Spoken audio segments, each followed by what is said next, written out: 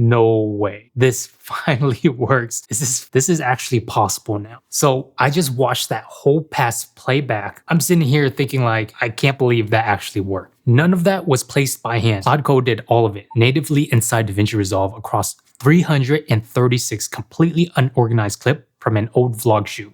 It went through every single one, figured out what was in each clip, and decided where it belongs on the timeline. But that's not all. Before it could place anything, it had to know what was in every clip, 295 B-roll clips, watched and described and mapped in about 12 minutes, 6 of them working at once.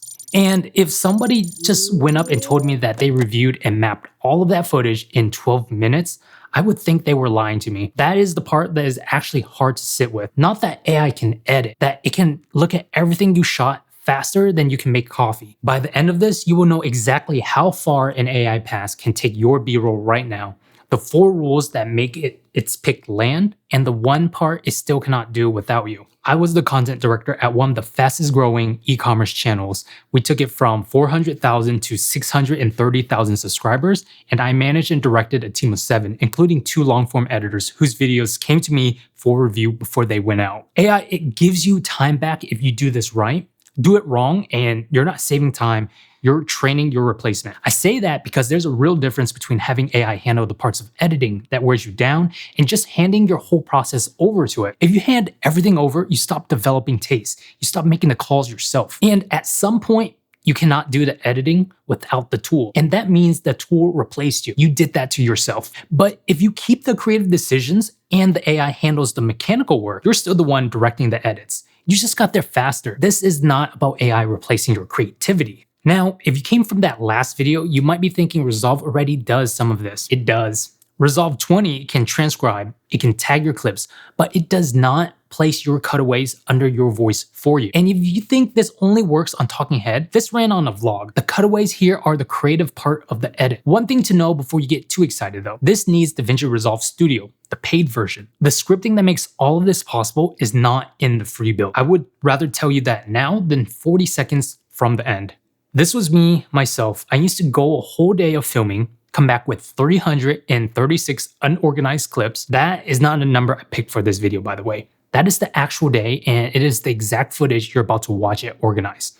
The process after a day like that was always the same. Go through every clip, figure out which ones are A-roll, which ones are B-roll, separate those two into 2 folders, then go through the A-roll, decide what's usable, go through the B-roll, figure out what can overlay, then drag all that into the timeline and start cutting. And somewhere in all of that, you're also trying to figure out what the story even is. Organization was the highest resistant part of this entire process. Editing is a million decisions every single video. And if you never come up with a systematic approach, you just make all of them from scratch over and over. You wear yourself thin, then you wonder why you feel so burnt out. I call it editing block. Similar to writer's block, you're in the edit and you just don't know how to proceed. Honestly, the thing I assumed would make this impossible, at least for Claude, is that it cannot watch footage the way you can. What it does is it takes a snapshot of one frame every few seconds and it infers what's happening from that. It is skimming, basically, and by skimming, it misses things. Emotional moments, especially. If someone reacts on camera between 2 snapshots, Claude does not see it. So I genuinely did not think it could pick the right B-roll for the right spots. The moment I believe it could work was after the sorting finish, and it just handed me a suggestion of what B-roll to place where. 2 things had pointed me here. A friend of mine edits medical videos off a reusable B-roll folder, and we helped him build a beat list for that. That was the first glimpse, just done manually. Then Claude got the ability to control DaVinci Resolve directly, move real clips onto a real timeline. So the question became, can it also figure out where those clips should go? And I know that on the last video, a lot of people said this feature is basic, this feature is useless. Fair, but everything in that video was a building block for this one. Before you can run, you have to crawl.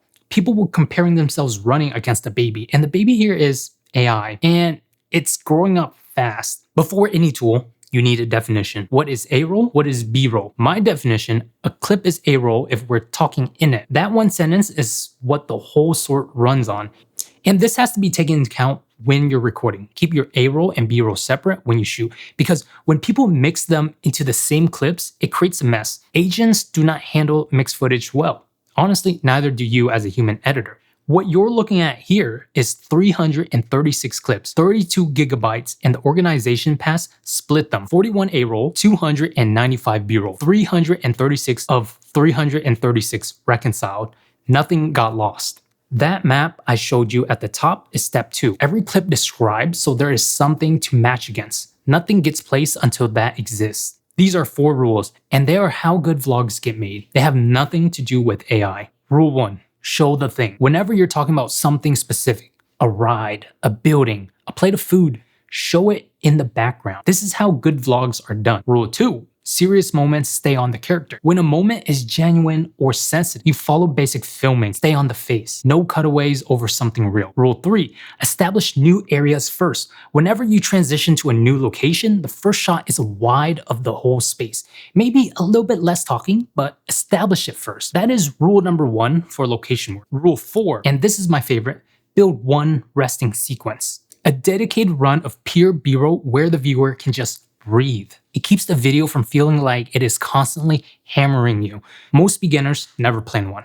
What I realized is that editors do not like decisions being made for them. They want suggestions. What you might think is good, I might think another one is better.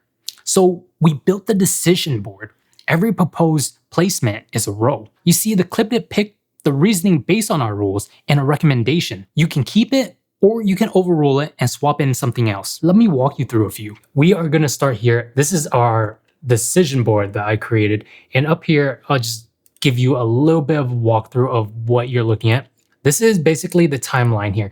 Every single slot that you see up here is a position within our timeline that the B-roll pass has selected for us, and therefore anchored points on that we could place B-rolls. From here, you could see at this timestamp 005, it has the transcription of what we're saying here. We have 3 options that we can do. This one is the Claude pick. It shows the thing, the 750 entry gate crowd, gives a little bit of a description as well, but I also had it put in 2 additional choices, because it goes through our footage and it looks at every single, it narrows it down to the top 3 best candidates. For me, I think having a top 3 is typically good enough. Otherwise, it just becomes too much. And let's, so right here, you can see that it shows us a series of choices, which one has AI pick. This is confirmed, AI pick, overruled, AI pick. If we click on it, it will just confirm it. And this gives us a lot of choice to play with. Like for example, this one, whenever I went through, that ride was so much fun. So you sit in a chair, that was the phrase here. And so this, looking through here, the AI picked this one, show the thing, the headband cue you just rode from. This one, it doesn't really make any sense to me. So I decided not to go with this one. And this one, you can see the hat head on. So I decided to go with this footage instead of this initial shot that it chose. It just made much more sense. Let's look at another overruled one. This one I also overruled. So this is the Mario Burger right here. I wanted a shot that was much more close up. So instead of doing this shot, I wanted this shot. This is much better close up. You can see once you're done making your selection right here, you can click up here, export selections, and it will do this file, placement selected.json. And from there, you drag this file into your Claude. You press enter, you send it in the chat, and from there, it will register all of the B-roll placements. And the next step is appending it. That's how we got to the shot where you saw at the very beginning of the video, where Claude is just putting in all the B-roll shots into our timeline. Of the 22 placements it proposed, I kept 17 and overruled 5. There were 6 other beats where I deliberately held on just the character. No cutaways at all, because the moment was too genuine to cover with a shot of something else. The AI proposes, your taste decides. And the rules caught everyone, including me. One rule says a cutaway has to come from the same moment you are actually talking about. So when Claude reached for the hippogriff shots, the rule threw them out, because I filmed those 69 minutes later on the walk back. The only footage from that real moment was what I shot on my phone on the ride itself. And honestly, that paid the 80-minute wait line better anyway. Then it caught me. I had put the same bacon close-up on 2 different beats and never noticed. The rules protects the edit from everyone, including the person who wrote them. This is the part I genuinely did not think would work. Claude is placing every cutaway and the full resting montage natively in DaVinci Resolve, straight onto the B-roll track, 27 items, one run. I personally did not drag a single clip onto that timeline. The clips that it picked were solid. The logic was good per scene. I mean, really good. What was wrong was the timing. When Claude placed a cutaway, it would put it right at the start of the next A-roll clip. So you can see a flash of the new scene before the B-roll covers it. It felt jarring. What I wanted was for the cutaway to start at the tail of the clip and carry over into the next clip so it bridges the cut. That way, you don't see the transition at all. It just feels continuous. I want to show you what this looked like. Okay, so look at this timeline, right? I'm going to play a quick little segment. So right here, we're talking, then it kind of just jumps. And this doesn't just happen here. This happens here as well. It's just very jarring, it doesn't feel right. Why does not feel right? Because we are making too many quick cuts at once with no real purpose. So instead, what we can do is moving back to here. You see this point where I'm about to talk, I don't know what happened to the audio lines, but right here, I would just drag the clip here. So while we're talking, it goes into the entrance and it feels very seamless. And you see right here, as I pause, I'm talking, I'm looking over there. And so as I'm looking, we want us to show the next clip where there's like people running. And it just creates a much more seamless cut. So rather than having it jump there, we're just gonna move to the next scene. And you can see, like, just moving the clips around to a different position, it changes the whole entire video. It doesn't feel as jarring or as jumpy as some people would call it. It feels much more smooth. After going through the whole timeline, I measured it. 12 of the 29 cutaways now bridge an A-roll cut, starting a median 0.7 seconds before the cut happens. It is 29 because I split one and added one more during the correction. That 0.7 seconds is now a rule in the system. The next pass applies it automatically. And there is one more thing that it did not get right, and I want to name it because it's the part I care about the most. At the very end of the video, there is a B-roll compilation running over music. At least it was supposed to. Syncing clips to music is generally my favorite part of the whole process, and the sync on that montage is bad. Claude did not do it well, which honestly is good news for us. Claude figured out where the B-roll goes, the win it could not do on its own. I corrected that part by hand, but now that correction is a rule, and the rule makes the next pass better without me touching it again. Now, someone's going to say, I can do this faster by hand. And if you're fast on a keyboard, yeah, you probably beat it on any single video. But that's the wrong comparison. The comparison is, can you do the organization pass, the classification, the matching, every single video without getting tired of it? Because you'll get tired, you'll hit that editing block where you do not know how to proceed. Your editing agent does not have to take a break.